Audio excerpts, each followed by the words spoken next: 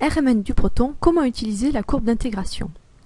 Il est intéressant de mesurer les aires intégrées des signaux d'un spectre, car l'aire sous les pics est proportionnelle au nombre de protons équivalents correspondant à ce pic.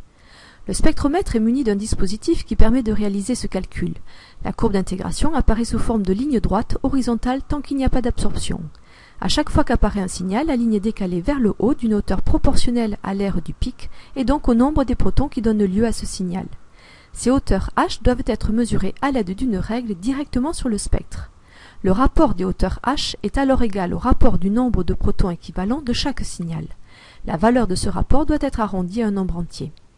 Prenons l'exemple de l'éthanol, molécule dans laquelle il y a 3 protons équivalents notés HA et 1 proton noté HB. Sur le spectre, nous observons donc deux pics.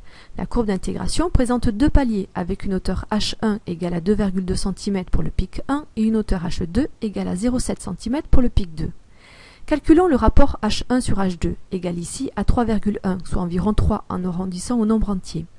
Par conséquent, les 3 protons HA sont associés au pic 1 et le proton HB est associé au pic 2. Autre exemple avec la molécule d'éthanol. Nous avons 3 protons équivalents HA, 2 protons équivalents HB et 1 proton HC. Sur la courbe d'intégration, on observe 3 paliers de hauteur différentes. H1 égale à 2,1 cm, H2 0,75 cm et H3 1,4 cm pour le massif 3. On calcule les différents rapports en divisant par la hauteur la plus petite. H1 sur H2 égale à 2,8, soit environ 3, et H3 sur H2 égale à 1,9, soit environ 2. Par conséquent, les protons HA sont associés au massif 1, le proton HC au pic 2 et les protons HB au massif 3. Un dernier exemple avec le 2-méthylpropane de Hall. Ici, le rapport H1 sur H2 est égal à 9.